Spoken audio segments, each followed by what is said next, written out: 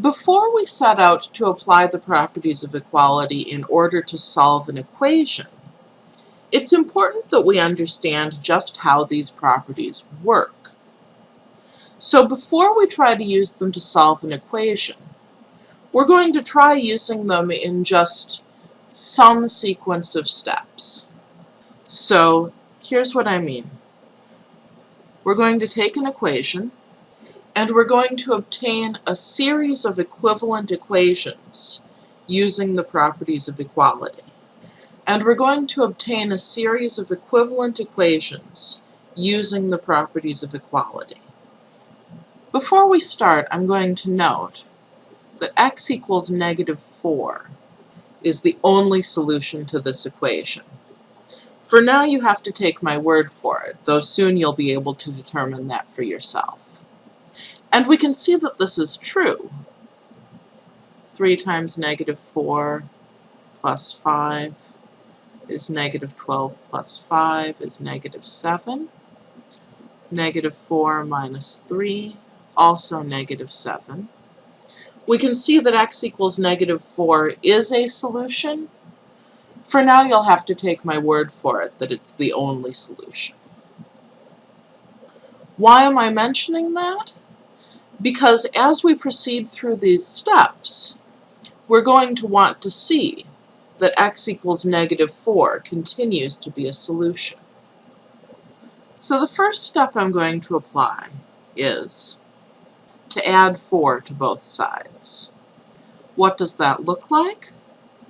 I'm going to take my 3x plus 5 and add 4 to it. I'm going to take my x minus 3 and add 4 to it. Now, using the properties of addition that I know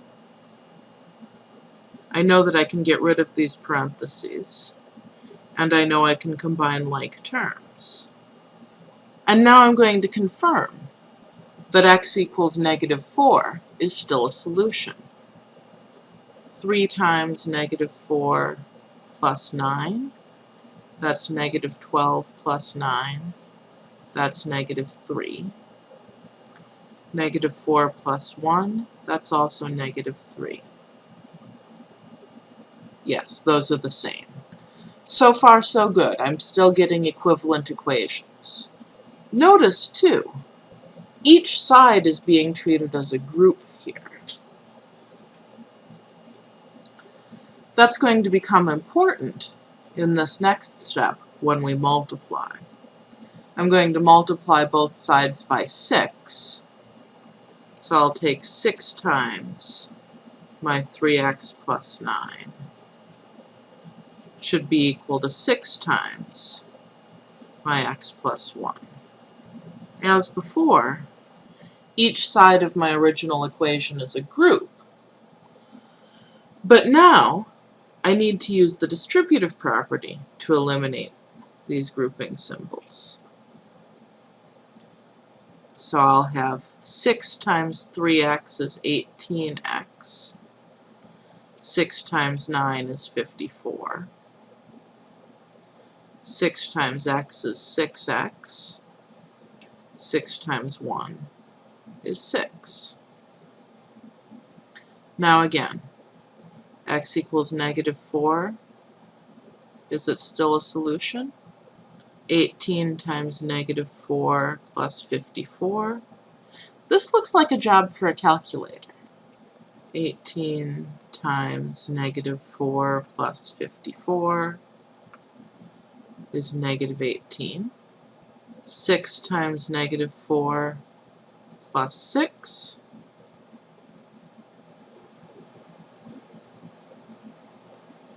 also -18. Yes, this is still a solution. We can also add variable expressions. We'll add 2x to both sides. So we'll have 18x plus 54 plus 2x is 6x plus 6 plus 2x. Now, the properties of addition let us drop those parentheses, and now we can combine like terms. 18x plus 2x is 20x.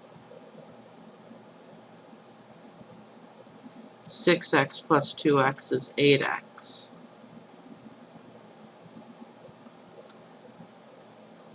Is x equals negative 4 still a solution? 20 times negative 4 plus 54. I'm going to call on the calculator again. 20 times negative 4 plus 54 is negative 26. 8 times negative 4 plus 6 is also negative 26. So x equals negative 4 is still a solution. Let's try one more. Let's try maybe division. We want to divide both sides by 2. Now, we don't have a property that allows division, but this is really the same as multiplying by a half, so we're okay. We'll have our 20x plus 54 divided by 2 equals 8x plus 6 divided by 2. I didn't write in the parentheses this time, but the fraction bar serves as a grouping symbol. So we've got 20x over 2 plus 54 over 2 equals 8x over 2 plus 6 over 2. 20 divided by 2 is 10. 54 divided by 2, I'm going to ask the calculator's help on that. 54 divided by 2 is 27.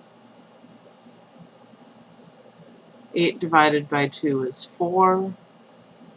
6 divided by 2 is 3. And one more time, let's confirm that x equals negative 4 is still a solution. 10 times negative 4 plus 27.